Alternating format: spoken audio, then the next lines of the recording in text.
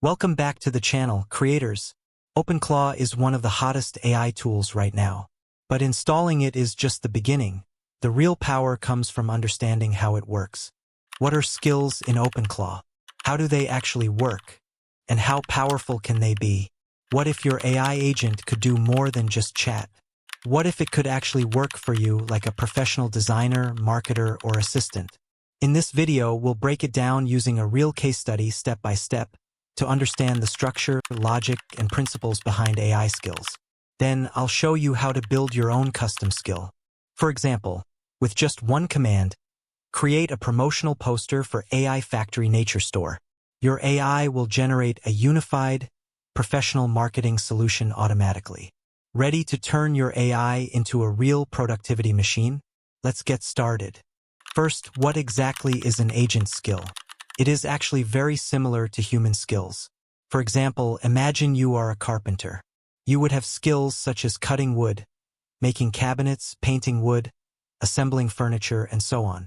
Within each skill, for example, cutting wood, there is a complete process.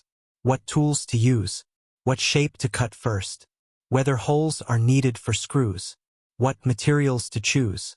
All of these together form a complete skill. In OpenClaw, the process is defined in skill.md. The shapes or examples go into references.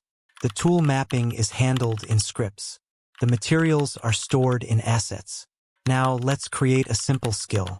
For this example, we will build a skill that helps generate posters with a unified style for an organic food supermarket. First, we define the brand visual guidelines. Brand name, AI Factory Natural. Style young, fashion green. IP style 3D big eyes. Slogan, a healthy way to live. Next, we organize the workflow, output format, creative theme, headline, visual style, and more. Then we put all of these ideas into the skill. You might ask, isn't this just writing prompts? Essentially, yes. After all, prompts are how we communicate with large language models. But agent skills are more than simple prompts. They provide many engineering advantages compared to normal prompting. Skills offer much more power and flexibility, and we'll talk about those benefits later. Now, let's understand the structure and principles by building a skill step by step. Step 1. I am using Google's Anti-Gravity AI Enhanced Editor to view files and interact with LLMs. I am also using ChatGPT Codex to create the agent skill and process tasks. Now, let's go online, search for anti-gravity, download the Windows x64 version, and run the installer. During installation, just click Next and keep all the default options. The installation will start automatically.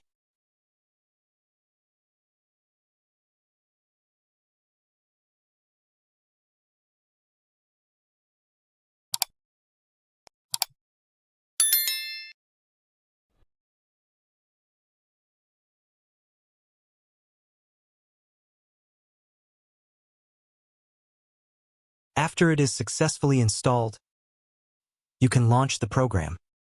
Again, just click Next for the initial setup. It will ask you to sign in. Simply use your Google account to log in. Step 2. After signing in Anti-Gravity, go to the right panel and enter a command like install ChatGPT Codex CLI for me. Anti-Gravity will begin working through the necessary steps automatically. If a blue button appears on the right side, simply click it and allow the process to continue.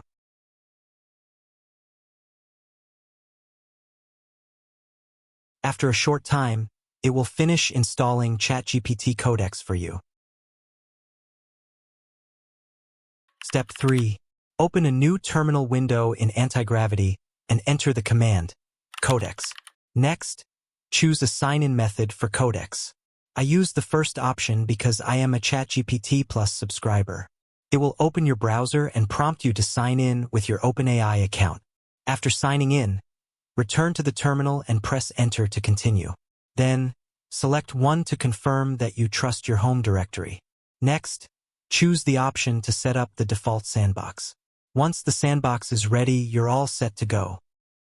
Step 4. Use the command dir to display the directories in the current working folder. You will see a folder named .codex. This is where Codex stores its related content. You can place your skills under the .codex/skills folder. Each skill should contain a skill.md file and 3 subfolders: scripts, references, assets. The skill.md file is required. Codex first loads the name and description from skill.md, and then loads the remaining content only when it is needed. Open File Explorer and locate the skills folder under .codex. Now, create a new folder named Organic Add. This will also be the name of the skill we are going to build. Inside this folder, create a new file called skill.md. Open it with Notepad and start editing. I have already prepared the content for this file. I will attach it in the video description so you can use it. Basically, the first 2 lines between define the name of the skill and the description of the skill.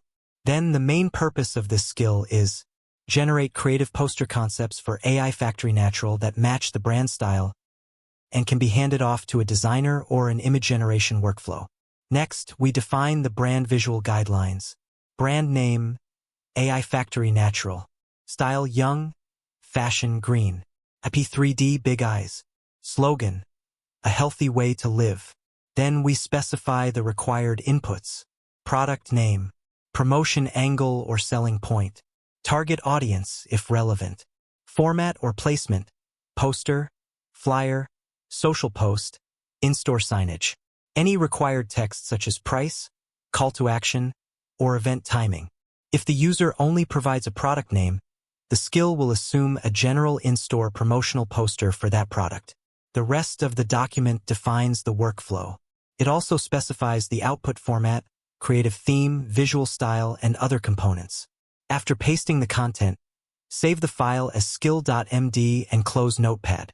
In the anti-gravity terminal, enter the command. What skills do you have now? It will display a list of available skills. You should see the skill Organic Add in the list. This means the skill has been successfully loaded and is ready to use. Step 5. Type a request such as, make a creative solution for AI Factory Natural stores oranges. The system will recognize that this task should use the Organic Add skill. It will then generate a solution by following the guidelines defined in skill.md. Next, we can ask it to create an AI image generation prompt based on the concept. Then, send this prompt to DALL-E or Nano Banana, and let's see the generated result.